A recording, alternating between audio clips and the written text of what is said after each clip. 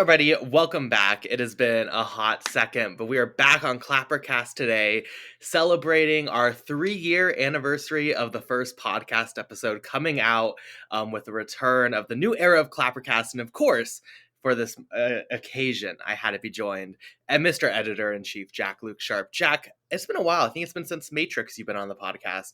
How are you doing today? We definitely needed a pause after those the Wachowski marathon. I'm really happy to be back on this podcast. I'm really happy to be back talking to one of my best friends, Gaz and Tommaso. And you've got a really good lineup as well here. I'm really excited to talk about this. Really excited.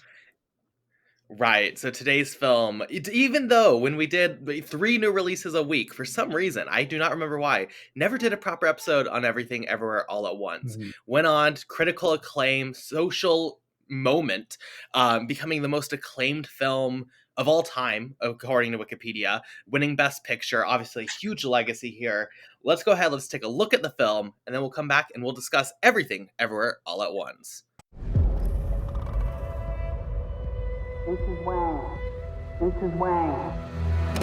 Mrs. Wang, are you with us? I am paying attention. Now, you may only see a pile of receipts, but I see a story. I can see where this story is going. It does not look good. Okay, and Jak, I'm going to throw it over to you first as our guest, because I genuinely have no idea what your answer is going to be, which I love, considering I've heard everyone else, I think, in the universe give their takes on this film. What are your thoughts on Everything, Everywhere, All at Once? So, strangely, I don't, obviously, you mentioned in your opening about you did it subconsciously, not sort of watching this film when it first came out. I haven't seen this until yesterday. So, I've seen all the sweep of the Academy Awards, the social movement, as you said, and like the fury online about it just being this defining piece of cinema. I think I subconsciously avoided this film because I don't really like going with the narrative of the Academy Awards. I don't think they get it right, particularly 9 times out of 10. So I'm glad to have picked this up, and I really enjoyed this. There's a lot to discuss in it. I must admit, there's some very crazy things in here, but I think they're all conscious. But I left with a really good smile on my face. I do think it has here and there issues, but I wouldn't necessarily say issues, but there's definitely things where I'm like, okay. And I think my opinion might be quite controversial. But no, I really enjoyed this. I'm glad I sort of watched it when I did. I didn't think I felt the need to watch it when it first came out, which I think might imply my overall opinion of it when we get into it. But I'm really happy I watched it, and I quite liked it. I didn't necessarily sort of become intoxicated by it because there's a lot of people who are quite hyperbolic about it. That's to say it kindly. But I really enjoyed it. Yeah, I really enjoyed it. What about yourself? Yeah, I mean, I'm pretty much right there with you. I had high hopes for this, considering the Daniels' last film, Swiss Army Man. I think it's like a 5-star masterpiece. So I walked into this very excited. Before a lot of people saw it, I got an early screening for it. So all I heard is like it was good, but I didn't necessarily hear about the social impact when I first saw it, right? And the giant fan base. And I think it's good. My relationship with the film has grown. I've never really, this is my 3rd time watching it, I've never walked away from this film feeling like it's a 5-star masterpiece. There are issues I'd like to dissect. But overall, when it comes to inspiration with filmmaking, when it comes to doing so much with so little, granted, there's maybe a little bit more here than, the average independent film. I think it just wildly works so well, and it hits every emotional beat so competently that even if on reflection, let's say when breaking down the logic of the film or what the messages are, really like getting into it, some things might fall flat in the moment when you're sitting there. It's really hard not to get caught up in the emotional weight. Everyone posts the rock scene, and like, yeah, when you're sitting there, it is pretty great. And then the performances, I think, are like Stephanie Sue, not to like jump ahead, but like unbelievable in this film, I would say.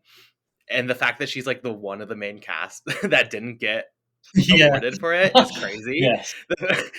Sitting there at the end, I mean, my roommate were watching it, and at the end I was just like, wow, I just wish she was a little bit more like Jamie Lee Curtis right now. Like, I don't know how you do that. I don't know how I think you we'll navigate that. On that. Yeah. I think Yeah. what you said. I think as a directing piece, I think in the words of production in general, I know that's a broad term, but I think it's correct here. I think this is probably second to none this year. I think the editing is exceptional. I think the composition is exceptional. I think the performances are great. We'll come on to that a little bit later with what you imply, because I tend to agree with you a lot, and I agree with you there, to no surprise to the audience. But yeah, I think on a cinematic level, I think this is genius. I really do. I think I didn't know until I think I watched the film as well that the directors had done Swiss Army Man as well, and I'm a fan of that film as well. And then it sort of clicked, and it seems like a really good evolution for them. This is very, very big, and I'm going to bring the reason up in a second. Everyone's going, "Oh, you're going to bring the Matrix up." This felt like the Matrix to the Wachowskis Bound, where there are themes, they're brooding, it's evolving. This felt like these people, the Daniels, wrote this as a screenplay, and from the moment they pressed the keyboard or they written with pen until the final print went in and it went to the Academy Awards, they realized their vision from start to finish. And for a filmmaker to do that, or filmmakers, I think that's extraordinary. What a talent to get that vision. You can see as plain as day as the seconds roll by, each frame. This has been just idolized as being we need to do this. This is it. This is what I want to do here, there, and obviously there's stuff on the final cut that's not there. I know there's a lot of sequences, a lot of fun that they had to trim back, but that's a great sign of maturity as well. That even that they wanted everything in here isn't there, but for them to get on paper to the final vision and it to be so visceral as well, it's sort of commanding as filmmakers. I can't really sort of see any other filmmaker bar your prestige filmmakers we're talking about now, like Nolan's, Villeneuve, stuff like that. Villeneuve, that's a throwback to the ClapperCast days. I was incredibly impressed with the direction. I thought technical ability is flawless, and if you would have told me beforehand, say if I'd been living in a cave and you said, look, this went to the Academy Awards very well, I'd have thought predominantly would have done very very well on production rather than it would do on performance. Again, a bit more of an implication there, what we'll talk about, but on a technical level, I was floored. I think the editing is like flawless. I was really worried and skeptical as it was cutting it out. I was going to be like, I was even going to get fried, or I was going to be like, oh, I would prefer this. Every sort of moment was so fluid and organic, and that immersion and that atmosphere, as well as the tension towards the end, is just like masterfully done. I was incredibly impressed. Incredibly impressed. Right. I think this is such a big sign on the skills and talents of the Daniels. We're getting in this phase with A24, for better or for worse, where I really feel like they're taking these filmmakers who've proven themselves within the A24 system, and they're letting them just do whatever they want to do. You saw it with Beau is Afraid, with Ari Aster. You're seeing it with this. And I think that it's really clear when you give a creative person or a director freedom, a filmmaker freedom, what they do with it. Do they succeed or do they flop with it? Can they control themselves? Can they control their vision? Can they create a piece of art when the reins are off and you have money and you have ambition and you have size? What do you do with that size? For Ari Aster, for me, that was something incredibly disappointing that made me really start to question some aspects of him as a filmmaker. Wow. For the Daniels, it kind of reassured my vision and like, no, these guys know what they're doing, and they're making not just like really talented art, but really meaningful art. I really appreciate this as an immigrant story. I really appreciate this as a queer story. We're doing this with Pride Month. Like, I really appreciate that they have blended ambition and ability, which is something I mentioned quite a bit. I mentioned it with Chazelle with Babylon. I've mentioned it recently with multiple films where that is such a rare pairing to find in the modern cinematic universe, is a director and filmmaker who will bring both ambition and ability, and the Daniels are doing that almost flawlessly, which is really quite incredible to see. Yeah, I mean those two themes you mentioned as well about the immigrant story and it being incredibly a queer film.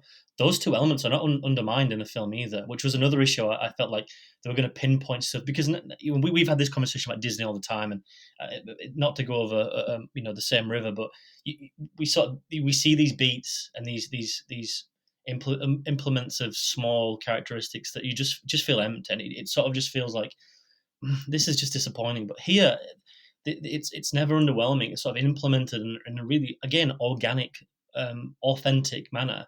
There's heart here. There's a genuine heart to get these stories in, and I think that you look at where Michelle Yeoh originates from with her cinema. I think this film's incredibly risky for her career to do, incredibly risky, and I think. And as well, I think Jamie Lee Curtis as well, who's got a trans child. It's just so good to sort of see people on board with that sort of idea of like, this is just normal. It never felt like it was like, oh, let's just put that in there and walk away. It felt really organic. It felt like a wonderful little thing, and it does speak on a little bit of like convention about the elder generation not necessarily understanding the newer generation, but that never took away from the actual film itself, the narrative, for those who may find those things unappealing to watch, whoever they may be. But they were dealt with splendidly. In fact, it made it far more immersed, especially contextually with, I can't pronounce his name. Is it Ki-Hwan? Because Ke Kwan, yeah, I believe. To hear his story at those Academy Awards, to be a PA on Wong Kar-wai's films, and be assistant director, not to have insurance for almost 10 years, to win an Academy Award for a performance is like, it's never really been done. And I think you look at that performance and it's just like, I'm just getting like goosebumps just thinking about it as well. That core dynamic of that family breaking apart, again, elevated to be a sci-fi drama, but at the heart of it, there's a really good story of breaking away because of the generations just sort of tearing each other apart. Again, like, it's just those themes and those layers. It's like a layer cake. It's like, it's just 1, 2, 3, 4, and again, to get that into a screenplay, like you said, it's like, whoa. To get that on screen and not have it to cut it out, which I think Right. I think if this probably wasn't A24 and this was a big Warner Brothers production or Paramount or Netflix or Amazon Prime, just for the sake of legality, I think that's the big thing that gets cut out as well here. I think let's get rid of the queer storyline. Let's get rid of the LGBTQ stuff. We can take it out. It doesn't affect the film. But this stood by it, and it elevates that material to be sort of a second level where you just think, there's a lot going on here. There's a lot, and it all works. Yeah, I mean, but that's the thing. It's not even that it works. You mentioned with the performances, like the family, the chemistry, the emotions there. It's not even. It's a layered cake, but it's multiple layered cakes. When you talk about the variety of, obviously this is a multiverse story. I think it's probably one of the better multiverse stories as far as actually using the multiverse. Peace and Love Marvel. I think this one's a little bit more Yeah, engaging at I think we times. can both agree on that. Yeah. The fact that it has such a variety where it will jump between absurdist humor of hot dog fingers on hands to, heartbreaking, drama to comedy to family drama. It jumps between so many genres, and every single time the performances work. And every single time the writing and direction and screenplay, they all work so well. And it all comes together into such a coherent vision and story. Like, this really is a sign of not just like, it's impressive enough. You can be one of the best films of the year by building one really beautiful layered cake, but the fact that this can make so many, and it creates this bakery almost of like just excellence, it really is, I think, one of the most underrated parts of the screenplay and of the performances and of just the entire technical direction. It's hard for me to imagine many filmmakers or talents that can make Rakakuni work in the same world of like the heartbreaking mother-daughter relationship, and then they're also going to go be like rock. Like, it's so impressive that there's not, like, for me at least, a really simple area here where I would say, oh, that's flawed, or that's out of place, or that doesn't work. It all comes together. And I think as well, Carson, I think if anyone reads that screenplay, actors or if it was me or you, I think those two sequences, and there's a few more there, would be red flags, because you'd think, okay, I'm not necessarily sure that. But to gravitate towards the directors and the vision as well, it's that vision that gets those actors through those sequences of doubt. And for an actor not to doubt those sequences, again, the raccoon thing in particular, is like the conversations they must have had and the emotion they must have put forward to there. it must have been a compelling case, and to get to see that as well, and to see an actor put 110% in behind those sequences, and it to be like just like sort of like devastating to watch. Again, feeds back to how creative and how energetic, but again, how structured they are with the work. And to read that this people thought this was $25 million budget, and they actually announced it actually was more like 15. Like how many more takes do these people want? Like it's everything you try to dissect this with. I come back and I'm like, oh, wow, okay, 15 windows. And again, we mentioned the sliding towards another multiverse of madness, but this blows it out the water like, to a degree where um, I'd be quite disappointed and shocked if I worked at a rival company that rhymes with rival, and think, wow, because these are creatives who are not lambasted for the idea of having to do something, having to put a character, having to put a set piece in. The freedom they've got under financial um, uh, scrutiny and financial issues, the creativity that like blossoms out of that to me is like, whoa. I love those stories, because you see people with 300, we're getting up to 350, $400 million epics now, and to see something, people say that like cinema is dead, there's no passion anymore. Show them this, just show them this $15 million, 7 Academy Awards. Like you have to sort of, even for people who are not necessarily film fans, to see the $15 million, to see where this got them. And every second, every cent is worthwhile of what's on screen. Nothing is left. It's such an awe-inspiring story, regardless of the Academy Awards. It's just them getting this on screen. I don't think I know we've given A24 some slack in the past. Some of it rightly deserved, probably some of it more of a gimmick. But where credit is due, this is an excellent addition to their sort of growing filmography. Hi friends, as always, I hope you're enjoying this episode of ClapperCast. Not to interrupt too badly, but I wanted to come on and remind you that if you want bonus episodes of the podcast, go ahead and subscribe to our Patreon, patreon.com/ClapperCastPod. For only $3 a month, you can get access to our monthly bonus reviews and episodes. This month, we're taking a look at Portrait of a Lady on Fire. Absolutely brilliant piece of cinema. That I really love discussing and talking about, and I think you would enjoy it also.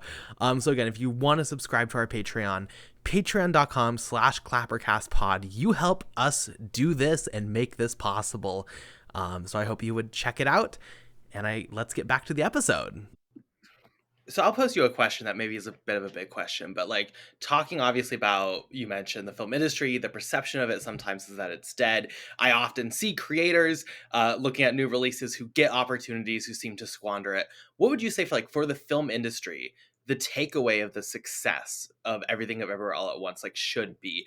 Is it about originality that you think? Is it about execution? Like, what would you say for the creators out there making films who are looking desperately for box office returns? They're desperately looking for critical acclaim in some cases. Like, what about Everything Everywhere All at Once would you say should be taken away as that's the magic that made it literally on Letterboxd be the best film of all time for a few months? Well, I think this is an incredibly broad question, and right. to go to a slightly broader answer, I think, not to sound like like a boomer, but I think we live in a generation now, specifically in digital formats, where we have bite-sized media, so it's 10, 15, 3-minute seconds, 10, 15 seconds, 2 or 3 minutes to get a point across, and I think ultimately everything's slightly on a plate now on a digital front. The TikTok, you get followers, you get this sort of this relief. Film is a very difficult plane to be on. There's people who gestate with decades. Look at Coppola, who's an incredibly rich man, not only in economics but also a tapestry of works. Could only just get Megalopolis shot, edited, and we'll see the final results because there's been a few issues on set, I can imagine. But David Lynch can't get a film made. Netflix can't even produce one of his films. I think the idea here, the big message is that if you have a vision here, regardless of how depending on where you're from, depending on what ethnicity, what gender, wherever it may be, if you have a vision for something that you desperately want to show others in cinema, just stay with it. The amount of people you see who don't want to spend more time on something because it's easier to do something else, you can tell this has been a passion project for decades. And it's just a prime example. Not necessarily even originality. I think it covers every point you just mentioned. Originality, box office, Academy Awards. When people put effort and love and affection and time, you know, people who spent years making this, spent months preparing for it, you know, just to see that get to screen, I think even that on just on an emotional idea is incredibly compelling. But also it strengthens the argument of originality. You know, every year we get this idea of, you know, there's not many original films, and you have the Marvel debacle, but it just sort of like caters to everything. And I think the overall argument there again just goes to that vision, just create something. You know, even if this hadn't won the plaudits of the Academy Awards and gone on to be seen by thousands of millions of people, should I say, this will still have been seen and marveled about how these creatives did what they did. And I think that's the positive. You know, I don't think these people made this film for it in order to get those Academy Awards. I think they had a vision of, I want to see this on screen because nobody else is doing it. And that passion is like the one thing I take away, because you can feel that throughout this film. It bubbles. If when I watch something, especially when you watch directorial debuts or sophomore efforts, you know, you feel a passion there, specifically with sophomore efforts. I've just written a piece for Right. the site about Ennis Men, the Mark Jenkins film. I love Bait. I think Bait's an extraordinary piece of cinema, and I think I don't like his sophomore effort. I'll let people read the review, but the man got his vision on screen. If no buts. They gave him the money. I want to make this. Well, Mark, you know, you can make anything you want. Yeah, I want to make this. I want to make a folk tale in Cornwall about a woman going mad on an island. Mark, you know, no, I want to make this. And it's that passion, that desire of getting it from A, B to C. I love that. You know, creativity, all those elements. So I hope that answered your question. But if I were the Academy Award here, the Academy Awards, I'd be rubbing my fingers here, because not only does this tick every avenue that the Academy Awards are sort of slightly being sloppy with in the last couple of years. Right. For an Asian actress as Michelle Yeoh to be the first one to win Academy Award, we're breaking down barriers, and what a film to do it in as well. Not something it feels like Right. The Artist, you know, or some Wes Anderson shit. Right. You know, it's nice that this was a compelling piece of originality. Right. And the only one thing with all those things that come is the issue of what's next, you know? And I hope that they ride this. I hope they ride into the sun and be like, take a few years, you know? Think about what you want to do. Yeah. But this is a thing where just, again, it's like the originality about it. I'm so excited to see what they do next. If I don't like it, I don't like it, but I'd be so glad for them to do something so original, you know? Those ideas, Right. those voices are very important. I think it's fascinating seeing this film that really is so designed, and I think some of this is subconscious, some of this is conscious, for the modern audiences. I get that there's this rejection of so much of like new, not to be like a boomer, but like there are boomers who are like anti, obviously some things are warranted, like AI and such, but things you mentioned like attention spans and stuff. And this film, in a lot of ways, when you really break it down, is meant to be consumed by modern audiences. And I feel like so often that is looked down upon. And because it's looked down upon, it becomes like the trashiest Netflix originals, just like, oh, we're making this with the cheapest effort we can in screenplay and execution. This shows you can have something that changes. And like, obviously, us and film fans who are like diehard film fans enjoy slow, brooding pieces. But the modern, like, especially younger audiences, really genuinely don't like engage in film how we do.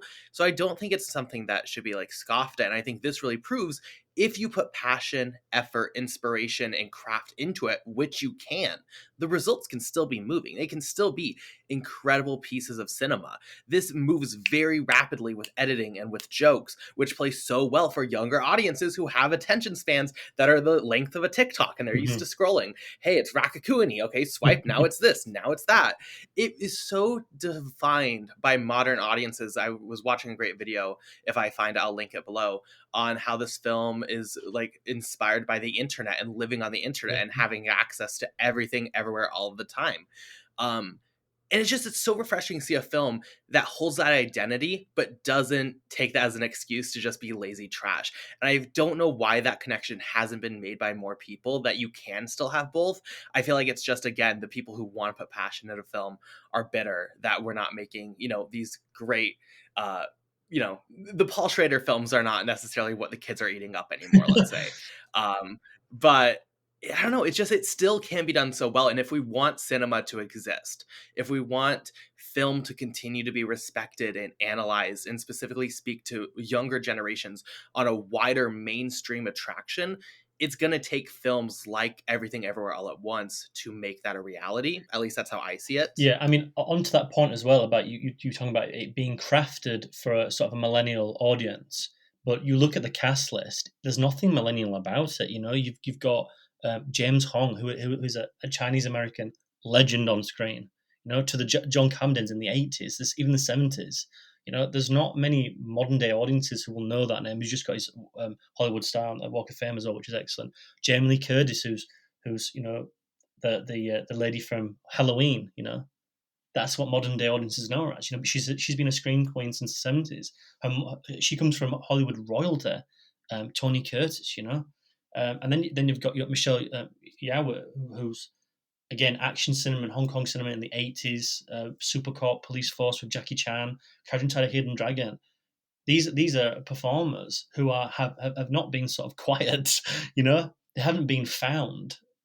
These are people who have worked an incredible amount of time within an era of film, 70s, 80s, and specifically the 90s with Michelle Yeoh as well, and who have dipped their toes into larger things, Marvel properties, Halloween, the second coming of Halloween with the David Gordon Green trilogy.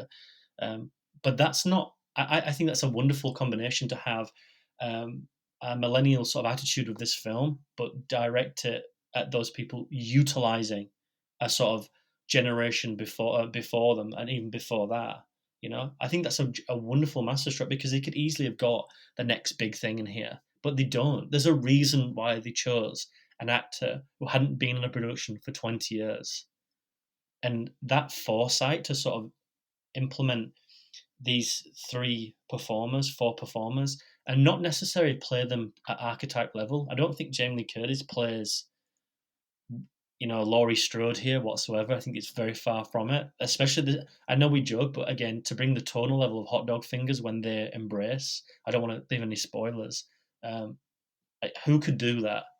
Who could do that except for this film? And you that scene in the alleyway. Again, I don't want to spoil it, after a film.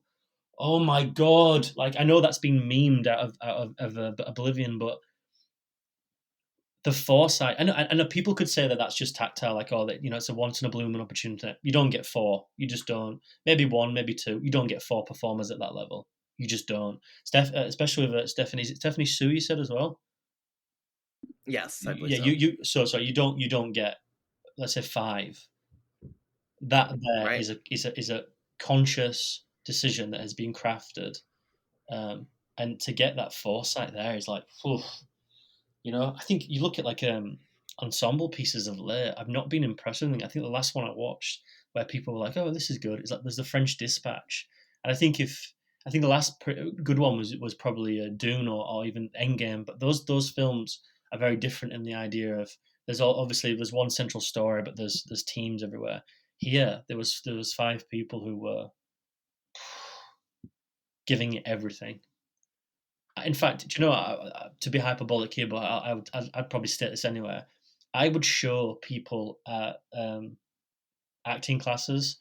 I would show the final confrontation outside the laundrette between mother and daughter, and I would show that sequence outside the cinema in the alleyway, that I think I just think majestic aesthetic, composition, craft, performance.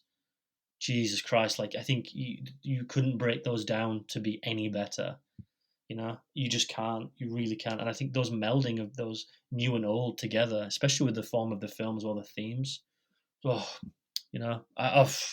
there's nothing really to describe that. There really isn't. Um, but there are there are certain things I think that, or if you wanted to discuss that first, or you want me to go into it, I think there are. No, go for it. Because I just agree those scenes are like Yeah, yeah. masterpieces, right? What else can you say? How also as well, just before I get to that, there are really organic references in this film. One Car Y there, that sequence looks like 2046 in the Mood for Love, but doesn't feel a homage in the way that, oh my god, that's what they're doing. It feels organic. The amount of Matrix references I found in this, I was like, that's not my name. The bullet where she stops the bullet. There's even sort of a musical cue when she stands up and she does the Neo thing, and it has like a cue from Don Davis's score. But that's just me as a fan. But anyone watching that, I think regular would probably just see those as, wow, like the really nice little moments. But they organically put them through. But all good things can't last. There's two things I don't particularly understand with this film, and it's not narrative, believe it or not. The first one is, I don't think this needs to be this long. I think there's multiple things here we can cut out, and I do respect the fact that, again, passion project, but I think, not to contradict ourselves, but you've got to understand that ego is inflated with this sort of things because it's a baby, and you don't want to start taking things away. And I know they've been quite hard on this film and taking sequences out and edits and stuff like that, because there was going to be Barbie Girl by Aqua, which I'm glad they took out because that undercuts the emotional content in the last 20 minutes or so.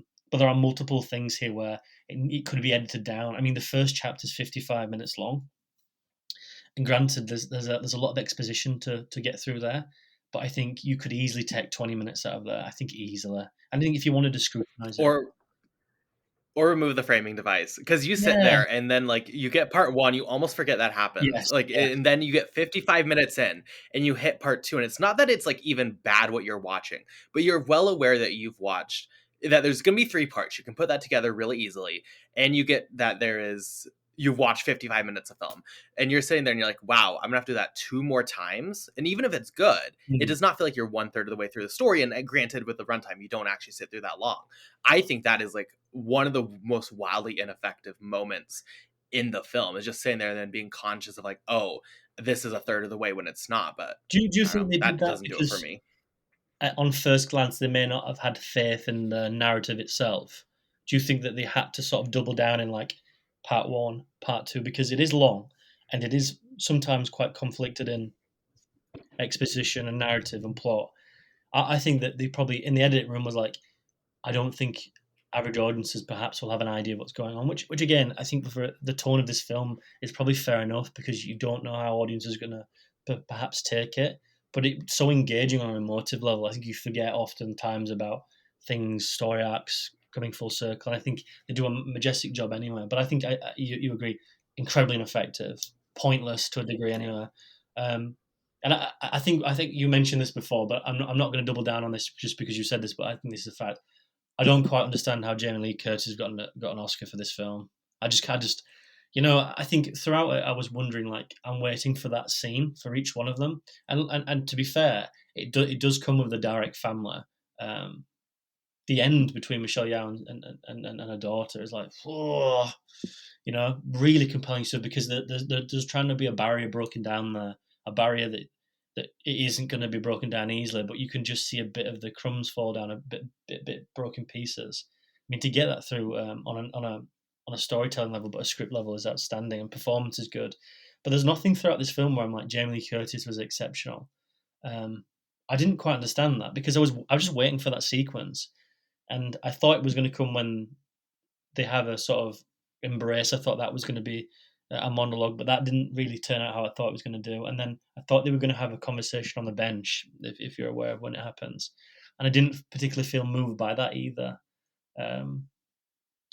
So I mean, I really couldn't tell you. no, I really have no explanation. I'm at the point where I'm like, I think the performance is good. I think specifically towards the end, both in the hot dog universe and her narrative there, and on the bench and like that sequence, I think she's good. I do not see an argument other than like we want to reward everybody, and this was a name like, hey, we've never rewarded that, and we yeah, would like to reward her because like she's cool, yeah. which I get, but also like that's not what we should be giving awards for, in my opinion. No, I think precisely my point at the beginning about not necessarily trusting the Academy Award status as to begin with, but to know that there's one actress here who didn't get it and one actress that did, not to put them against each other, but there's a different class of performance on screen, but also within depth of character.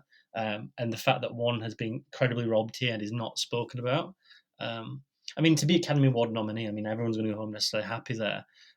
But when we talk about probably deserved, I think there needs to be sort of a sort I of, mean, to be honest, she's my number one performance in the film. yeah, So she's incredible. I don't. If I had to pick one performance here, I was like, oh, that should be the one. There's It's the one who didn't Yeah, get rewarded. because this you often forget when watching it that there's protagonist and antagonist. There's such a divisive tone there where she walks over it and it's incredible. Like the first scene when she walks out the elevator again, throwback to the Matrix as well. Walking out, the whole sequence there, the tonal difficulty to achieve that and project that is outstanding. I think certain people watched that with the Academy Award screeners and thought, shit, because I'm not on that level. And these people may have won an Academy Award before. I think it's on a level where I would have thought that that actress would have been a seasoned actress. And looking at the filmography, it doesn't necessarily report back to that. So again, it just double downs on being impressed. I mean, she's incredible to juggle that tone and to deliver those monologues. You know, And to just give like genuinely, I would say like that scene in the elevator, like it's hard to have a performance, and I'm like, this does not take away from the emotional depth or like the gravitas there, but like it's truly iconic. yes, Like that's just how I walk away from it, is like truly what she gives in this film is and it iconic. doesn't And feel I don't forced use say that either, word does it? lightly. Nothing feels forced. And Absolutely. again, that's talking about trust. You've got to trust that filmmaker because that could ruin a career, that sequence.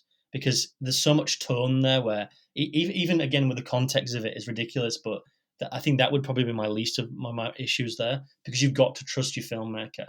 But also, I think the filmmaker's got to trust the performer to achieve that. And I think every beat, every heartbeat in that sequence, she just nails. Like it's not even a question about no. It's just flawless. And again, to sort of it flows in and out, in and out, in and out. It's genuinely sort of moving. And without those sequences, it doesn't ripple back down to the end either. There's so much craft that just like flows. Um, again, just like a river. Like there's a really beautiful flow to it, but it's always running. It's always going to a destination. And without those comedic sensibilities where she can just twitch like that. Granted, she's often saved by an edit that doesn't, it's not a natural live performance. She isn't going from A, B, B, C. Very much like McAvoy's did, which I think is, again, in Split and Glass, which is a vastly underrated performance. This is a little bit different because she is saved by the edit, but alas, she still has to produce that material, and she's astonishing. But again, when you put that towards the others as well, she probably outdoes probably the whole cast. She really does. And I was waiting for her sequence because the film chooses to sort of not necessarily shadow her because of the context of the narrative. When she plays protagonist and someone else, it does make you wait for that. And I was very worried because I was like, there's a lingering feeling here that we're forgetting about someone. But just about when you think this is over, it just pulls me back in, as Al Pacino once said. I would say my other not complaint, because again, like I really do think this film is great, but like my one thing that, especially on a third watch, really got me is I think that the logic of the film, and not to be like an absolute prude and annoying person, like goes to sci-fi and is like, it doesn't make sense. I don't really get, a lot of times I'm sitting there in the film and I'm like, I don't really like, I get what's happening narratively, like I get the weight of everything that's happening. I don't really get how she put everything on a bagel. That's my truth. Maybe it's just me, but I think that when you have this high concept sci-fi, especially on rewatches, the logic of the world you should be able to figure out what is happening logically in the world, because on the rewatch, when you've had those emotions and you understand what's happening, you're going to start dissecting that more in your mind. And for me on a rewatch, it really bothered me how it's like I don't really get like logically what is happening, because they set up this pretty easy multiverse world where Yeah. okay, you can get the thoughts of the other people and you can get their memories and like okay, I get all that, but it just keeps expanding bigger and bigger, and eventually by the end it's almost like an illogical quilt of these scenes and worlds and perspectives. And while emotionally it's all great, I think the logic could have been cleaned up a lot better, especially for a film that's 2 hours, 20 minutes long. There's runtime here to display the world and build the world and define the world. It's just not taken. And that frustrated me a little bit. Again, that's not like, killing the film. It's not the biggest thing in the world. But I'll just kind of rewatch that bothered me a little I bit. think I will probably come to the same conclusion eventually anyway, because this is a film where you're sort of flawed by the by the performance, and I think it does blanket quite a few things, most definitely. And again, I think it goes back to that nature of it being sort of quite chaotic but crazy in a good way. But there's also a lot of stuff here where I think if you watch it the second time and third time like you have, I probably would agree with the fact that once you get out the performances and you understand, where the direction's going, stuff like that, and you start looking for these layers of narrative, um, I think it will become slightly convoluted in the fact that I think people just threw that in there to be sort of crazy, and I don't. It doesn't take anything away from me anyway. I think it probably eventually would do, because I'm like, right, I'm trying to dissect this now, and this just feels silly. But I feel like a lot of it's just a digital afterthought as well. To because we're making a crazy film, we've sort of got to make it quite crazy. And I think with some cases it works, because when the gun goes to her mouth and she vapes on it, that's a creative thing where, well, on the day that's hilarious. 9 months later, that might just be silly. It might just be a meme. I think when she attacks the guard with the dildos as well, again on the day hilarious, but 9 months down the line, that might be an issue where it's like it's not very funny anymore. But the comedic level isn't it, so I think it works layers, but narratively, I do think you're correct where there's nothing more to it than it's a bagel. Okay, are we just going to accept that because it's a bit crazy? Are we going out there? I think that's what the line's drawn. Yeah. Oh, okay. Because it's so multifaceted and it's so layered, you expect them to be slightly more, there's more to it, and perhaps for the sake of the film, maybe there isn't. Do you think if there was more, let's say on your first initial run, though, because there's a lot there to swallow, there really is, isn't there? Do you think if there was sort of, again, you'd have to sort of make it slightly less convoluted with exposition, which then adds to the running time? So perhaps it's like having your cake and eating it at the Yeah, same time for me, I think. it's kind of a yes and, because like yes, you would have to explain it more and add scenes of probably exposition, but also I'd probably feel like you would have to remove quite a bit of the silliness, which I guess like Yeah. I would say an overall plus to the comedy. I don't think if you're trying to build like the logic to this world, it'd be very weird in the Matrix for them to go and be like, well, this is the bagel, right? Like Yeah. you have to remove part of the silliness, which I guess is an identity of the film and like a core piece of the film, and I'm not at all against the silliness in the film. So I think it's a yes and. I think a lot of it just like reallocating the runtime, Yeah. especially in that beginning 55 minutes at times, is needed. I also will just say like with pacing, it got me in the first watch, and I don't know if it got you at all. You quickly realize, because you go into this office building for their audit Yeah. and you're like, okay, this is just like a scene and we're moving on. And then quickly become aware once you get to like halfway through the film, like we're not leaving Yeah, this and that office really building. annoyed me as well. I wouldn't say annoyed me, I'll take that back. It was slightly because I if I've seen this blindly, I don't think it would have affected me more. But because of the fact that, again, contextually, they're sort of setting up a really big idea, but we're limited to where we are, sort of felt like claustrophobic in a strange, stupid way. But thankfully, because it opens up, I was like, oh, okay. But you are right. Once you realize you're not going anywhere, I was like, oh, okay. So we're gonna do sort of like a cube thing here, or we're gonna do, um, you know, it's like sort of the limitations of budget, and then it sort of takes so long. I can't sort of detect if that's a contextual idea where we're going to suffocate, because the amount of times where we're in an open space when we go to a closet, then we're in an open space. There's sort of that juxtaposition where it's quite like 6 or 7 times. And I'm like, oh god, I don't know if this is like their idea of trying to make me claustrophobic, and then the film blossoms. Maybe again, that's where I'm sort of confused, because watching the film in its entirety, I would probably accept that's the reality. That's what they tried to do. But in the same token, that's a lot of subconscious ideas going in there as a filmmaker. And if that's correct, then they should be psychologists, because it definitely feels effective, but it definitely feels weighted as well. Though I think it also, like, when you look at the film, there's so many other things the film actively does that accomplishes similar things, such as changing the size of the The frame. aspect Where, ratio, like, yeah. that to transition, the aspect ratio, moving that into the action sequences and changing, that's a very effective way to change the perception of the space and the energy of a scene and the visual identity of the feature. I don't think it's needed to go hide in a stairwell after every single moment. Like, I just feel like there's so much the film does so well, and then there's these little things that, whether you want to give meaning to them or not, it's not to the same level from a viewing experience. So even if that was in there, I just don't think it was needed. I think you accomplished that already. I also just don't think it helps that the office building is like a very boring, like, Yeah, location. it's very There's not a monotonous, lot to isn't do it? there. Yeah, There's not a lot to see. yeah.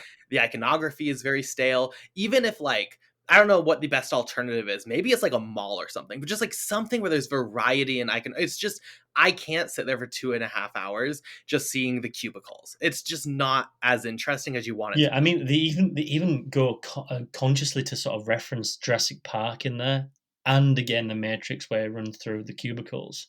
And at that point, I was like, oh, "Okay, right," because at that I didn't really know what I was getting into at that point, because obviously I didn't know very much about the screenplay or the plot. Really, I went into this quite blind.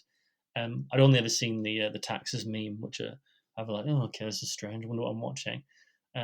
So again, like, there's also like a tonal thing there, because it's sort of very comedic in the first 50 minutes, and then it changes to something a bit more. Oh, okay, we're gonna go to a second gear, but it maintains that level of comedic entity, and sort of, let's say, action. Drama doesn't really come into it past that first chapter, doesn't it? So you very much prescribed a thing of monotonous comedic drama. No, sorry, monotonous comedic action, and those three things, a menage a trois, I wouldn't say go together very well, you know. So yeah, again, like you said, I think I probably would subscribe to that. That there's an idea of, let's just throw it in, let's just throw it in, and I think, again, to be more ruthless, I think you could definitely cut some of those sequences down. Specifically, again, going back into the closet, coming back out of the closet, going back into it again, you know. It just feels like, oh, okay, but it just feels repetitive, and I think there'll be a lot of people who perhaps won't make it past those 55 minutes to see a really blossom film. And again, Well, that's the most common thing for people who try to show their parents, because I've yes, heard this from literally like 10 people, is that their parents get like 45 minutes to 50 minutes in, and they say, okay, I've seen this and it's enough. Like, I'm done. I think Which I my don't parents would blame suffer them from that. for. Yeah, I think my parents would suffer. I can imagine my dad watching this and be like, nothing happens in it. I'm like, yeah, you have Yeah. to watch it, but then, you know, the stuff out there for, again, we talk about audiences, goes back to that level of, you know, there's a Mission Impossible movie, there's James Bond, there's far more action oriented films. So it's interesting how this Right. is gonna have legs, I'll say, because I think I don't think I'll watch this again in a long time. Obviously, because I've just seen it is a is a Right. catalyst for that. But I don't know, because you've seen it 3 times. And ask you a question here, but I don't feel the necessity to go back and see this.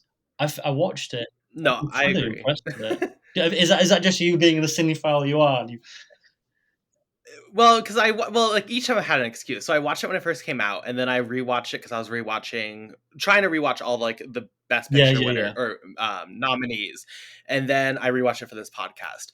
I will not say I've ever had a day where I woke up after seeing it the first time and been like, "Ooh, really want to watch Everything Everywhere today." Um, Mm. I don't think it's been like, it's not the worst film to rewatch by far, but it's not one that I see myself revisiting. Because if I want to see the Daniels, I'm gonna throw on Swiss Army Yeah, Man. That's a yeah, movie I casually rewatch. I just don't think, even though the ending, or if I was gonna rewatch this casually, I'd probably genuinely just skip the first 50 minutes, because I think the second half of this is where, like, the emotions kick in, like, everything really kicks in to high gear towards the end of the yes. film.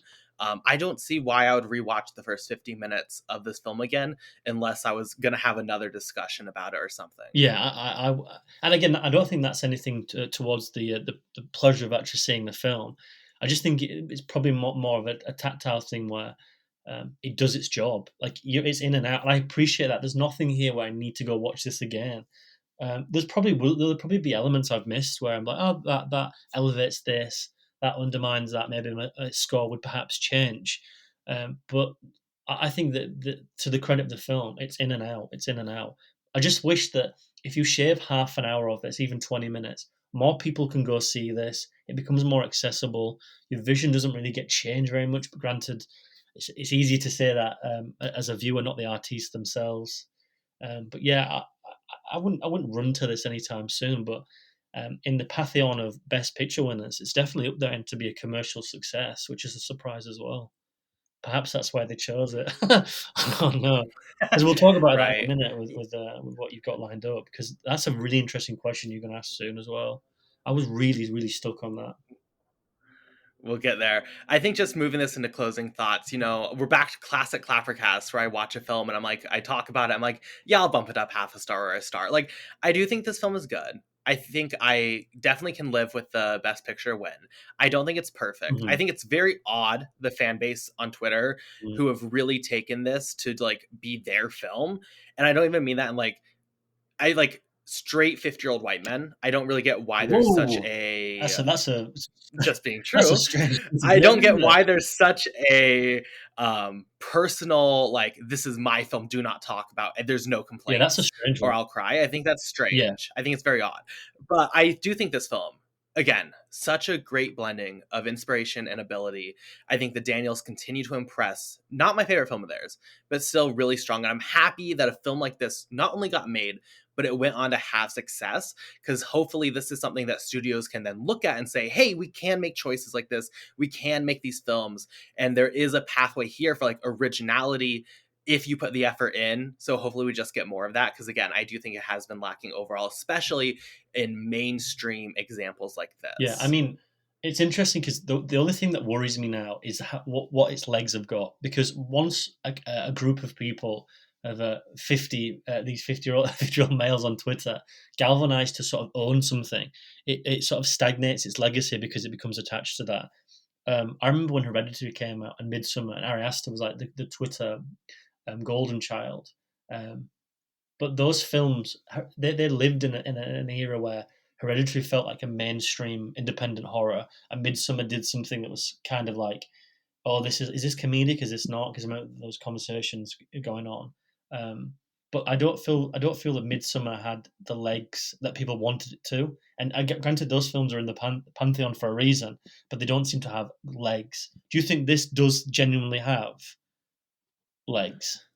I I question right now, and maybe this just like I don't know if it's not. I don't know what it is, but like I really question if any film has legs. Yeah. I've seen this every single year where there's the Twitter favorite or the mainstream favorite. It was Power of the Dog. Oh, It was all these films, whatever it was, whether it's good or bad, right? And the Twitter conversation with how it works, just like you get that and you talk about it until April and then it dies. And no one's ever talked about Coda. No one has ever yes. mentioned Power of the Dog Wow. online since the Yes. Oscars. Barely anyone is talking about everything everywhere at once anymore. It was everywhere in April, and I think this is doing a little bit better. I think definitely the actual like Academy Award wins, the box office. I do think there is more of a cultural identity here, and I think we're seeing that specifically with the talents involved going on to their next projects, and they have that new social presence that really is valuable that Yes. you mentioned they didn't have going into the film. I do think this is definitely a leg up on all of them, but I don't know if in 15 years or 10 years, let's say, this is going to be seen as like, I just don't know if we're going to get the classics of cinema in the same presence that we've had before. We have a film like The Godfather or, whatever film where it's, oh, that is like a staple of cinema. That is something special. With how the conversation is now, I think everyone just gets it out until the Oscars and they play their games with like, oh, I stand this film, and then it dies. And it takes a film like Babylon, for example, not to bring up a weird example, but like that's a film that on release got very mixed reviews, got very little attention. It has built and built and built because everyone didn't say just everything they had to Yeah. say about that movie when it released. But I really do question if we're ever going to get a film with like that powerful legacy, like we've had the classics of the Yeah, I past. don't think this will have a second wind, but I think it will maintain an era of let's watch something crazy. Let's put that on. Like, can you believe this won Best Picture? Like, can you believe like isn't it like? And then people will talk about the community nature of it. I think it will have legs, but I just don't think it will have the fury because it's hit such a height in its birth. You know, there's only one way you can go up, and cinema is such sort of a routine thing where it's a year by year basis with Academy Award nature as well, which this got its head stuck into. And maybe, God, this is crazy to say, but maybe in 10 years we'll talk about this um, as the Academy Award probably being its poison, where it's like, oh, but it's that Academy Award thing. You know, perhaps if it didn't do that well critically, not necessarily critically, but Academy Award wise, I think we'd probably have the same conversation as Babylon in a way. I haven't seen Babylon yet. I'm going to have to watch it tomorrow because you've sort of messed me to watch it now because I know you've asked me like twice so all about it. It just didn't show here, which is another thing where this didn't show in a particularly great amount where I was from. You had to go to a major city, which I think when it releases on DVD and Blu-ray and stuff like that and digital media, I still think this will have a life. It's just become very interesting to see in 5 years where this goes, because the worry, and again I talk about the Matrix thing, and not to like die on that hill, but I think it's interesting comparing the two because they feel like definitive ideas from creators that you can tell they sort of want to put to bed, but it's so creatively fulfilling. That thing in the back of the head is like, why don't we just go back? And I can see it in a world where we can get a part 2 and a part 3. And I'm not against something like that. I like these characters, but I think I hope that vision is still with them. But I would prefer to see original films. I think, but that's not to say I think there's definitely legs here. Not necessarily even socially, but contextually to sort of see where this goes. I'd love to be back in that world. It's crazy, and there's so much more to be touched upon as well. But It's wild how this film, Marvel can like, not to shit on Marvel. I actually really like Guardians 3, but I haven't like, seen it yet. it's wild how that is a franchise that literally has spent decades building this multiverse. They've had the biggest team probably you can create in modern cinema to create, like, with the sole goal of get people invested in this world and universe, and they have just failed. And then this film comes around and like, yeah, I do want to go back in the world. It is exciting. It is intriguing. Like, it is like actually quite baller No, to like just outshine Marvel like I don't this. know if you want to keep this in, you can keep this in. If you're not, I understand. I think one thing to watch this people as well, not these people, fucking hell, to watch this film, should I say, is the people it engages with. Because I saw a character in here I saw when I was 13, a short round, a kid who was in the Goonies as Data, my childhood films. I'm not that old, but I did watch them when I was little. I just want to clarify, I'm not fucking 55. But You're not no, young. no, no. Who is hitting 60 this year? He's 20 years older than Randa. Yeah, keep that in. He'll like that. But I remember watching like Data, and I remember watching Short Round and like loving it, and not seeing that person for years. And I think even regardless about the Academy Awards, to see the actor like just on screen again and nail it, fucking nail it. I was like, yes, I'm here. I don't care about anything else. I'm just glad to nail it. The problem with other films like that is like it's such like a roaring success to see these actors get something, to see James Hong get something, it's just like rewarding. And then when you see certain people in the MCU who Marvel can't seem to do a fucking CBR check to just check someone's background, you just don't find compelling nature to watch those again. I mean, again, on the multiverse, not to get into it because there's probably lawsuits everywhere about it, but they have majorly fucked up there by not doing the due diligence of looking into people's backgrounds. And and granted, I'm not someone who like wants to cancel everyone. I'm not in that crowd whatsoever. But there's a difference between saying something on Twitter 10 years ago as a joke and doing actually bodily harm to a loved one. And I think the difference there to root for this film is it's human, and it's a roaring success. It's a heartwarming story to see an actor get fulfilled again. A guy's going to get work. He's going to be on our screens again. He won an Academy Award. I'm so happy that it says his name there. He didn't have health insurance for almost a decade, but he's got a golden statue, which will probably be in his toilet. But that's amazing. I love that. But I can take myself out of the film. I think that elevates this film something shocking to a degree where I'm like, I fell in love with it again. And And I don't think those films, because they're so plasticized and crafted in a very silly manner, it's like, get off Twitter, I think, is a good idea for these people now. Stop saying that like the Lord is giving you loads of precious things and you don't see your kids and stuff like that. But you understand what I mean. It's like there's a point, You're right. there's a point where like let the material speak and be your own person away from that. And this film embodied that for me. It was more of wasn't only just a roaring success for these characters, but also as performance as well. I just don't think a lot of cinema has that. We all like Yeah. an American underdog, and it's nice to see someone back. Bar Mel Gibson. I think that's you know, it's not. There's a few I can think Yeah, of, sure. yeah. There's definitely a few. Like I don't know how many fingers we've got here, but we've got plenty to sort of count on. But it's nice to see someone get rewarded for something they fully deserved, Right. rather than having the last name, Right. or I think that adds to the film as well. Well, I think it's so interesting. I mean, not we really probably should. I don't need to go on a full rant about Marvel, but like, it is interesting seeing. I think continually people have lost the idea that as humans, we care about Yes, humans, right? Like, and I think even if you look at the original MCU, one of the biggest draws of that was the cast, and not just like because they play characters or they're fun, but like they would go on press tours together. Like, there really was that human element backing up the film where you care about, Chris Evans, you care about Robert Downey Jr., right? They have a chemistry there. They have a human connection at the base of this superhero story. This is a very obviously science fiction, absurdist film, but there's that human yes, connection, not because the characters, and yes, the character work is incredible, but it's the yes. humans. It's at the award show, seeing them genuinely celebrate each other and seeing that genuine human connection. That means something. And as cinema, we've lost that. And it's pretty cool for this film not only to show that, but show that while making a film that's so dedicated to the modern ideals of like storytelling and connections.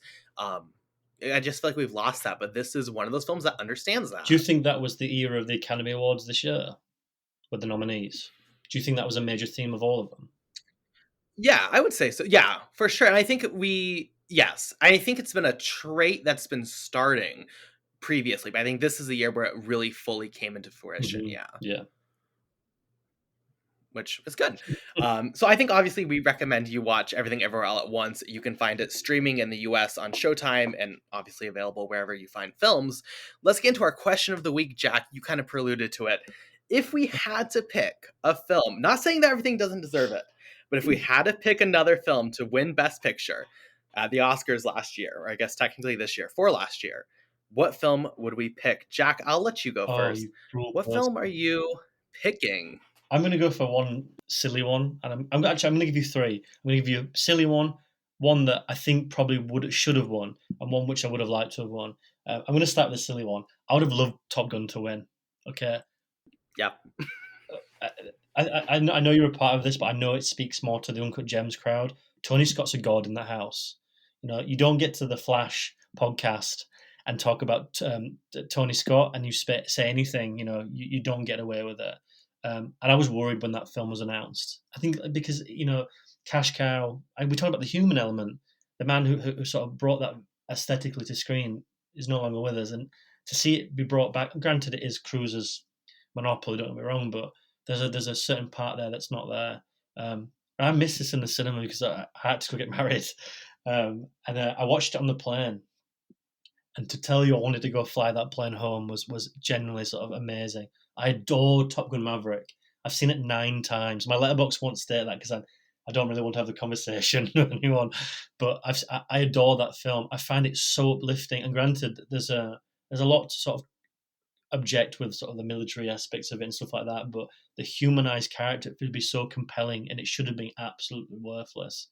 I would have loved that to have won in a world of my ideas, but no. The one that I'm very surprised didn't win, and we talked about human characters. I was surprised the Fabelmans didn't win.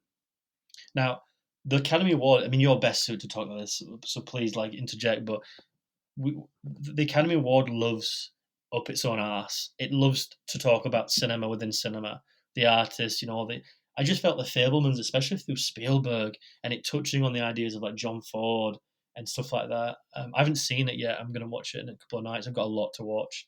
I've been watching fucking Poker Face by Russell Crowe, but we'll get into it later. I was really surprised it didn't win. It had everything for me.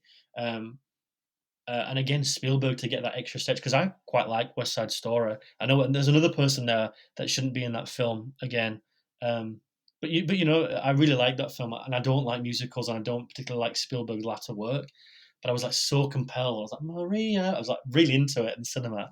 Um, the one I wish would have won, and I watched this twice because I didn't understand if I'd liked it the first time, is Martin McDonagh's Banshees of Inisherin. And I think it's wild to say, but it has a lot in common with the film we've touched on today, from a very different avenue where everything all at once perhaps ends. Martin McDonagh's film touches on in very darker subjects, specifically about places in the world, mental health, male mental health as well, which is not a particularly spoke about subject, which is getting incredibly more enlightened in the Western world as well, which I hope. I was floored the first time I watched it. I was like, "This is very strange," because I'm a massive fan of In Bruges.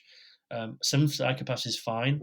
Three Billboards I like, but this was like I was just struck. Very similar to this film, where I was like, "There's a vision here, and he's not in any way let go of it for someone else to say, producers, maybe we shouldn't have certain clippers in this film." He was like, "No, I want them."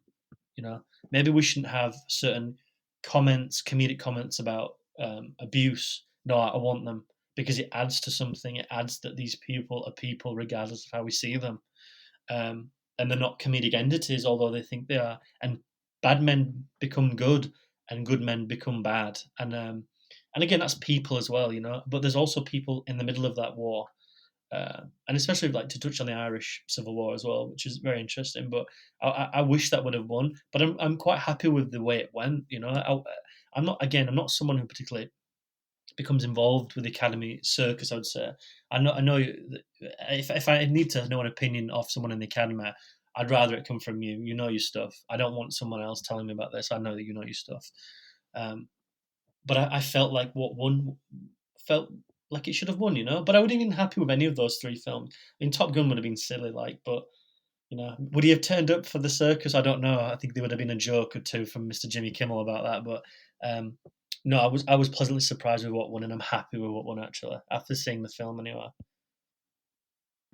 Yeah, I agree with that statement. I think reflecting 2022, really like low key great year for cinema. I feel like a lot of people didn't talk, but like there's some really great films that came out, and I like that you mentioned Banshees, Barry Kerrigan.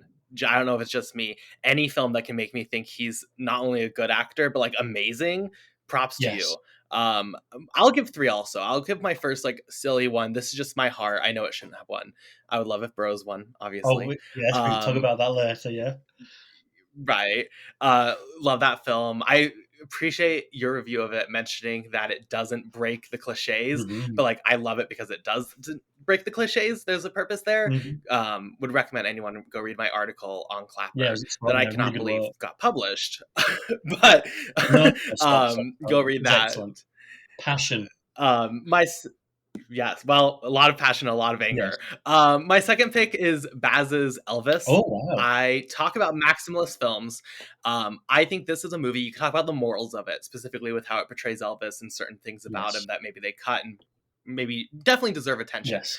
But I feel like Baz has never got the real recognition that he deserves. Talking about undeserved, unrecognized artists, he's got nominations and such, but he just makes such well crafted big films with such strong emotional hearts. I mean, I went into this movie not caring about Elvis, and I left like an Elvis in this cinematic lens, a big Yeah. fan of this man.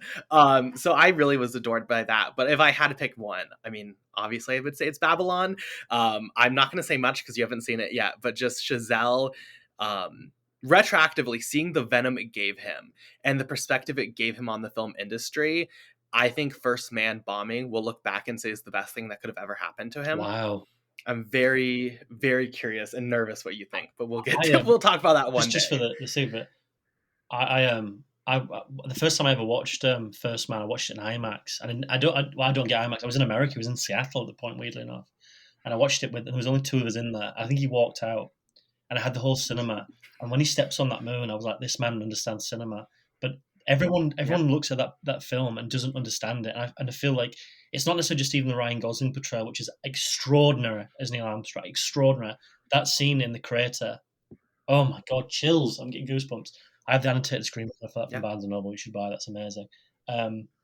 But yeah, I think Damien Chazelle gets shit on because I think he loves cinema, and La La Land is a film about cinema. First Man is a film that uses cinema, and Babylon is about cinema. So I'm going to look forward to that. But the Elvis one's interesting because I'm a massive fan of Elvis. I'm a massive fan of Baz Luhrmann. Right. Yeah, I think Baz Luhrmann is probably the best director to subvert usual material. Moulin Rouge is a masterpiece. Romeo and Juliet. He had no reason to achieve what he did with Romeo and Juliet and simplify it to a point where it was accessible, but still act back to the Shakespearean nature of it. Moulin Rouge is extraordinary. I think where Baz Luhrmann went wayward was unfortunate with Australia because he wanted the Academy Award. And it's a shame because I think that was meant to be a different film and the writer's strike hit. But regardless, I enjoyed Elvis. I think I always thought he was going to win Best Actor, but I did think he was probably nailed on for that.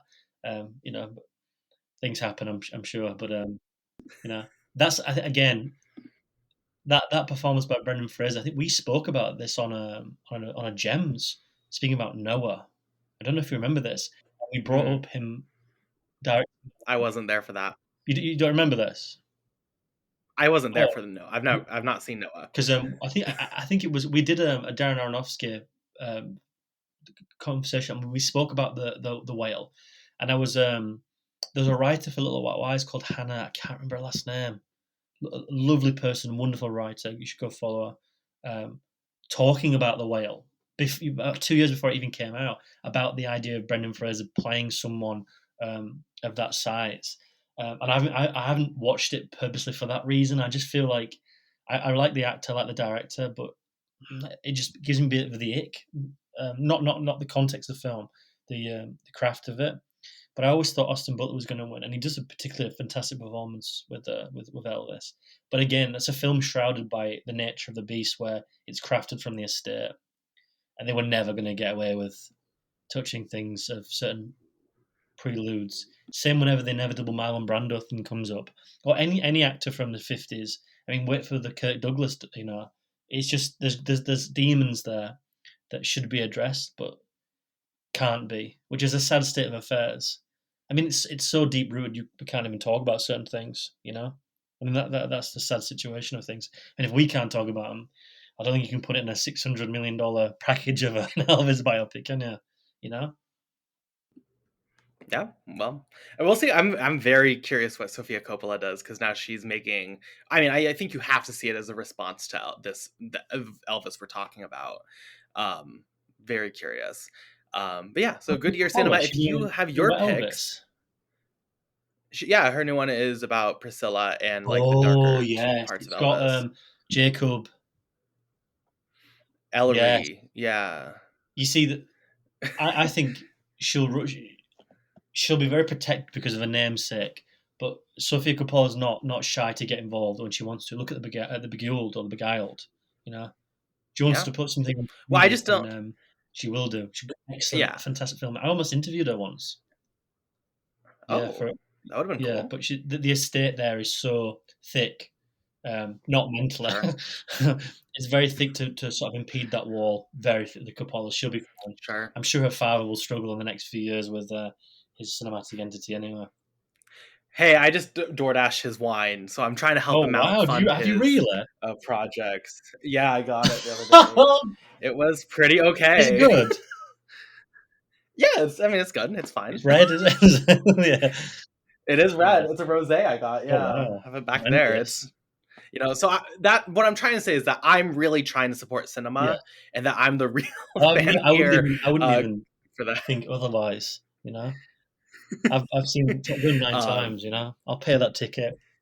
Hey, I did rewatch Book Club The Next Chapter in theaters last night, so really I'm out here seeing the That's I can't cinema. really defend that because the Mamma Mia thing I can. The You book, know, I would never. you know, I would never expect yeah, you fair to. enough. Um, if you have your thoughts on what film, if you had to pick another film to pick Best Picture, let us know on Twitter at ClapperPodcast. Let's go ahead and end this with our rapid reviews. Anything we've seen recently, can be old or new, that we quickly want to discuss.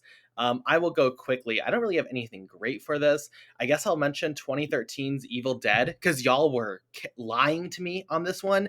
Everyone told me, because I didn't see Evil Dead Rise in theaters, but now I was going to check it out on VOD. And everyone was like, oh, but 2013 is so good. And everyone's saying this new one's good. And now I'm fucking terrified because it got like a little bit lower. But Right. 2013 Evil Dead, I get that it is like, I think this film's so beneficial because everyone expected it to be utter shit coming after obviously what Raimi does with the film coming that many years later. I appreciate that like it's technically well done. It doesn't do anything to like hurt the other film's legacies. I get all that, but like I'm sitting there and what's the point? Right? It doesn't have, where's the heart? Where's the story? Where's the characters? Where are the emotions? And if you want to play that on the Evil original or Evil Dead trilogy, at least you have like the camp and the fun there, right? There's something there to engage with. I was just bored. And now hearing what you have to say about Evil Dead Rise, oh, I'm scared. I think I'm more positive on the Evil Dead. I watched that when I finished school and I went to college, so I was about 17, and it was my first R-rated film to watch at 18. So I got in there, and the amount of blood that's in that film is quite shocking. I mean, anyone would turn anyone's stomach. But it felt a venomous film by its nature. It wanted to be. It had to be. There's a conversation there about things. Evil Dead Rise is a POS. It's dead on arrival. I was so disgusted with it. Carl Kriegbaum is like watched a different film to what I saw, like, and you're going to struggle. I'm telling you right now, you're going to struggle. It's just, I mean, I don't find anything rewarding about the film. I think it's cheap. I think aesthetically it's cheap. I think the screenplay is cheap. It's shot on $12 million. The other one's shot on 15. Like they've decreased the value and it's horrifically showing $3 million. It's like that is, if that's the amount that changing your film from what looks like that should have been shot on a green screen to something that was shot genuinely on location, that frightens me. There's no performance in that's redeemable. I thought it was terrible. Um, I've had some hit and misses. I mean, I'll fire some off. I'm backlogged. I'm so backlogged. I've been working constantly away, so I've had loads to watch. I'll start with a few that might upset people. I detested Pearl. I'm not going to say anymore. We've had that discussion. I thought Men by Alex Garland was one of the biggest, worst things I've seen in years by a director who I don't think could have hit a miss as bad as that. Um, I thought Crimes of the Future by Cronenberg was okay, which I think is a sin. Um, what else have I got? I really like Bodies, Bodies, Bodies, and I hated it for the first 20 minutes. I was hating it. It's like these people are horrific. I don't want to spend any time here. But then something clicked, and I was like, is this conscious? And I saw it out, and I was like, I love this. It was so close for a 5 stars. Ghosted should have stayed wherever it was made. It was absolutely terrible. Knock at the Cabin, our boy Carson has made 3 on the trot, which is decent. I'm so happy. I can't wait to see what his daughter makes next. I can't wait to see what he makes next. Dave Bautista was a revelation. He's so good. I thought Kimmy by Steven Soderbergh was outstanding. From someone who deals with a slight anxiety from occasion, how it caught that idea of agoraphobia, which I can imagine is absolute terror to live with. That how it projected that insecurity on screen and how its last 5 minutes are just fucking chaos was excellent. I'm not going to talk about the film. There's another film by someone we don't like who I watched. I needed to see it. I watched The Pope Exorcist. I enjoyed that. Renfield I really enjoyed as well. That's a film very much like Evil Dead Rise, where it was the other way around, where people were like, this is rubbish. And I went into it and I was like, the only person who needed that film to be understood was Nicolas Cage, and he just got it. It was perfect for me. Bart Aquafina, or Aquafina, I think it's pronounced, who was meant to be in the film we spoke about tonight, which is very very worrying, but is what it is. I finally watched Dashcam. Whew! The most insufferable film I've ever seen. If I could rate lower, that I would have done. I'm going to end. Torture. Yeah, sorry, I didn't have a body experience that. I thought I had to watch it again. But just to end very quickly, I'll end on something you can talk about. I really enjoyed Bros. I really enjoyed Bros. I thought I was sort of I didn't know what to expect because I didn't know if it was going to go sort of the. I know because this is a joke within the film as well. I didn't know if it was going to go Amy Schumer train wreck or the other Amy Schumer film where she's with, I don't know, is it Liam Hemsworth? I don't know. There's one of those films. I didn't know if it was going to become vulgar because I think sometimes when you've got like a really good heart story here where we could actually do something with it rather than just like go back to like you know, let's talk about poop or something like that, you know. One of many characteristics of Amy Schumer's films. I really enjoyed it. I thought it was so heartwarming to watch. It was authentic. It didn't shy away from showing bodies and showing touch, which I thought it would do. And I'm so glad they stuck to that.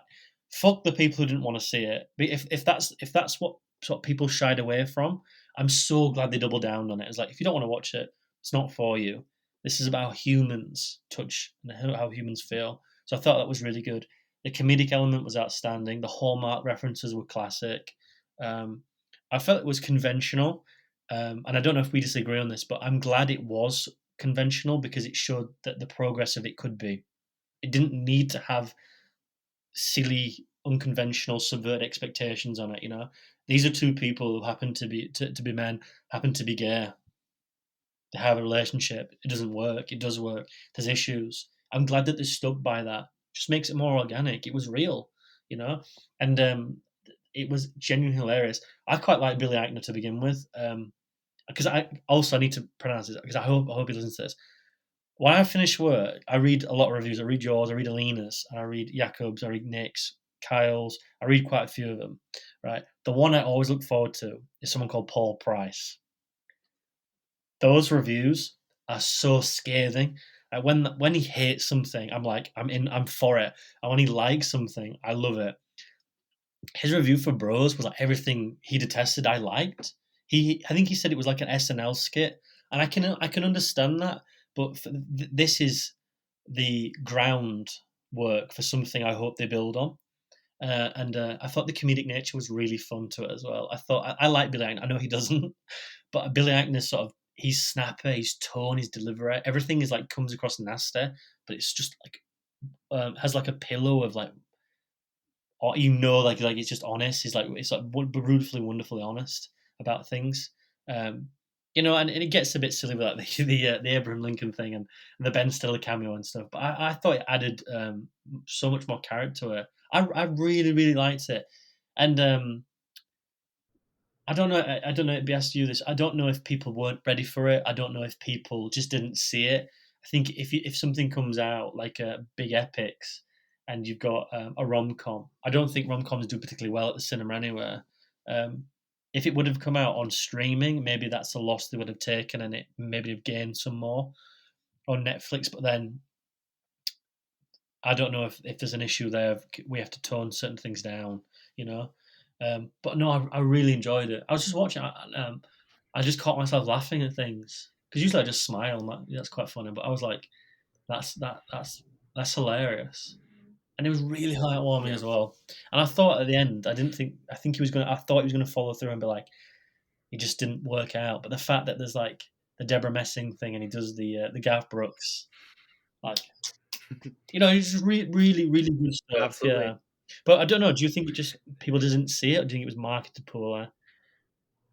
I think it was marketed poorly. I think the title being Bros was like a horrible choice. I think it also is just like it's such an interesting narrative around what the reaction to this film Yes. was because it premiered at TIFF and everyone who saw it at TIFF was raving about it because of course you're going to rave about the gay comedy. Like of course it's progressive. Like not to say like people didn't enjoy it because I think it's amazing. I bet most people really did enjoy it who Yeah. saw it. But of course socially there's this desire to always be in the conversation. I think that box office wise, I'm not shocked at all. Maybe I'm just a little bit more skeptical about the progress of, the United States, let's say. But like, I'm not shocked that this didn't do well.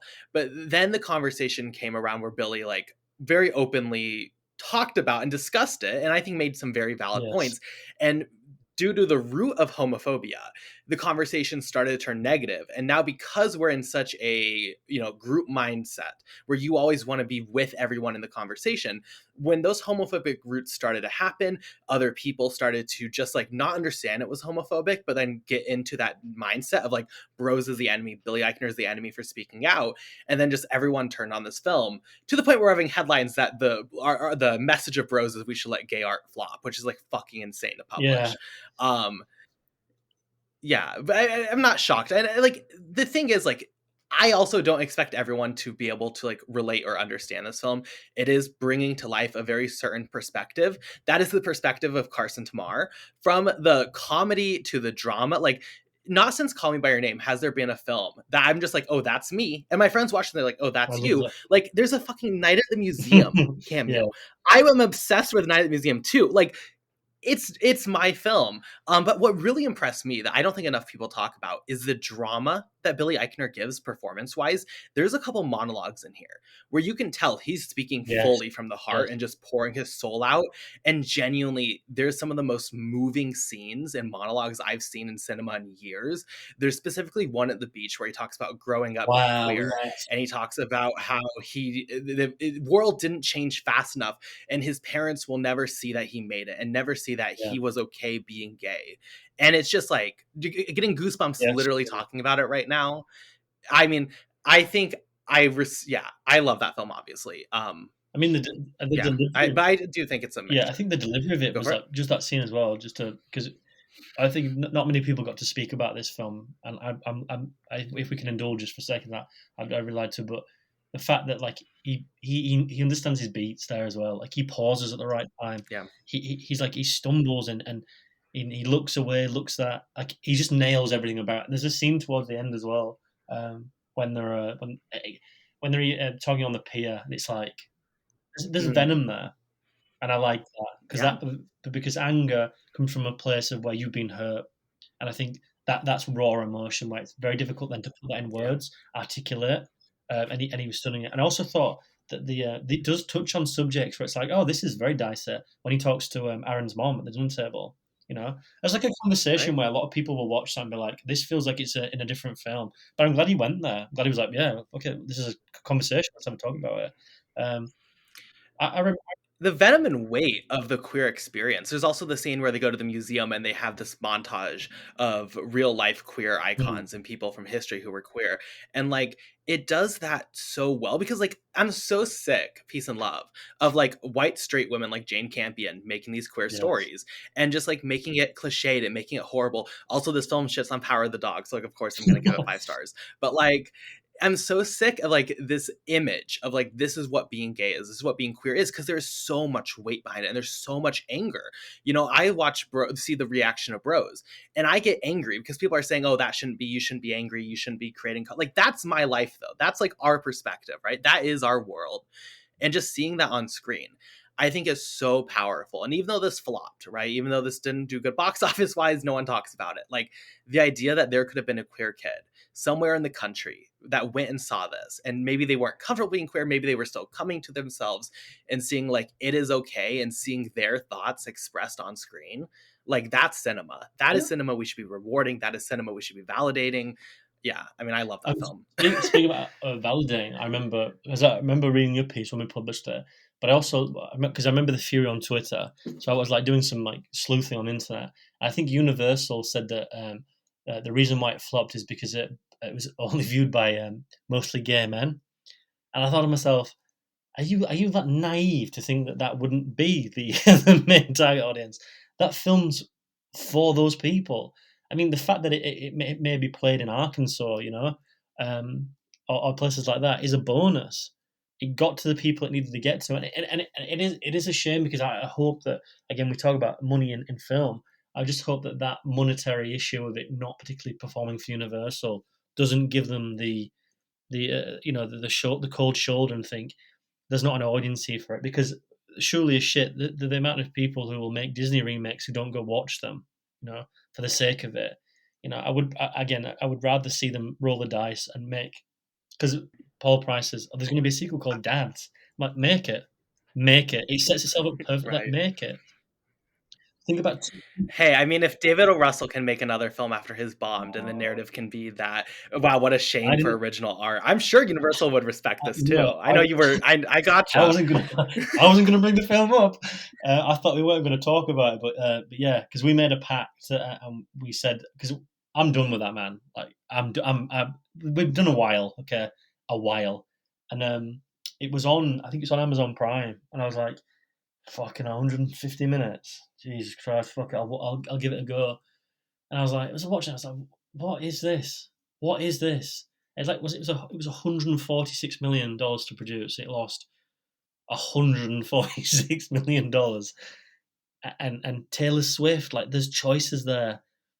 Like, what are these people doing? Like, and like, Christian Bale should know better. And then again, like, when you see films like Bros, like, just not performing very well, it's not out of necessity because it's a poor film. Quite the contrary. I think it's just an issue where I think we live in a world where if one person on Twitter says it's good, it's a pyramid where it starts to fall down, and then you either get one person says no, it's not because I don't agree with you, or the consensus is crafted around it. I just don't want to live on a social media platform where, because Bros is about two gay men or about gays, trans people, non-binary people, if that's the reason why you didn't want to go watch it, or because it was rubbish because of that, like, that's a very, very difficult place to live on. So I'm glad that at least it found a home with you as well, and I hope, like you said, it's found a home with a few other people as well. And Yeah. don't go watch Amsterdam. Do something better. Right. I just think it's very telling, the critics who saw it early, loved it, and then seeing how their voices evolved with the conversation. I think it's just comedic, to be honest. I'm just this is why I don't know. I'm over the more and more I get into film and film criticism, the less I become interested in social media or any of the big people on social I think media. the one Not to yeah, shit on the anyone, one but thing I think, if I can give you some advice here, though, is that it's very important that you remain in this circle, because your sure. voice is needed. Because if those people are saying it's bad and you like it, and I haven't seen it, I want to hear your opinion. And obviously as well, Right. but this film is crafted around things that mean a lot to you. Right. By definition, a lot of these things, and I'm always intrigued by that, because I want to know what your opinion is of it. Because I'll watch it and I'm like, Right. okay, but it's nice to get educated as well and be like, well, actually, as a young gay man, I've had that venom. Again, the Billy Eichner scene on the Right. beach. There's a generation there of people not being able to see get the flowers when they deserved it. So I'm glad that I've got, you're at least here to have that conversation, regardless of some xenophobic piece of shit that was like, I'm not watching it because of that. The one thing that upsets me, right, not to go back on Amsterdam, but I'm very worried in a critical world where we'll talk about Bros and mention the sexuality or the sexual nature of it, as well as the body in that conversation, but we won't talk about accusations that are not even accusations. They are real things that have happened with the director who has abused a part of that community, and it just goes unwarranted. That's a dissonance that's incredibly difficult, and not difficult. I'll rephrase that. Disgusting, quite frankly.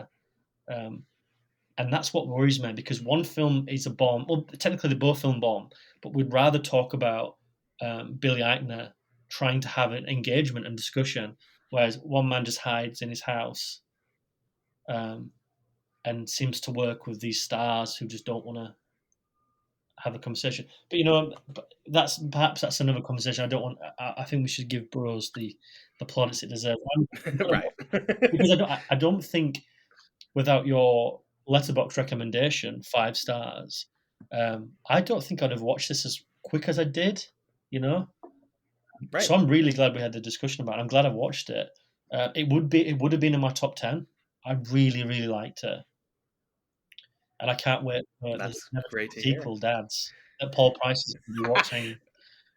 Paul Price will be there opening day. I knew I've never been so sure Paul was going to give a 1 star to a film, and I was like, you need to watch it. You need to watch it. You need to watch We it. both know And him. I'm happy he did, because that was great. Paul's just playing up for his audience. Secretly, of course he Yeah, did. Paul loves it. He's just Yeah, embarrassed. yeah.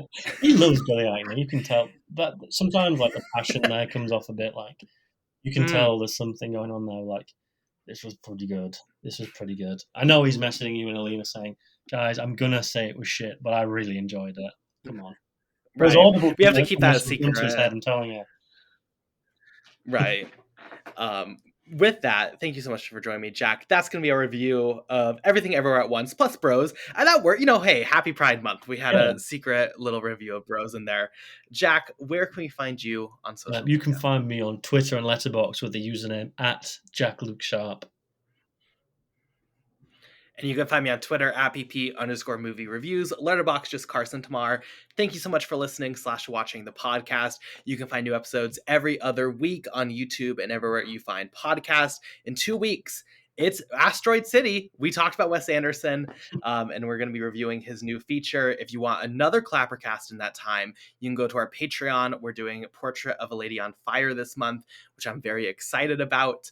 But you can find all that where you can find it. Thank you so much for listening, and we'll be back in 2 weeks. See you then.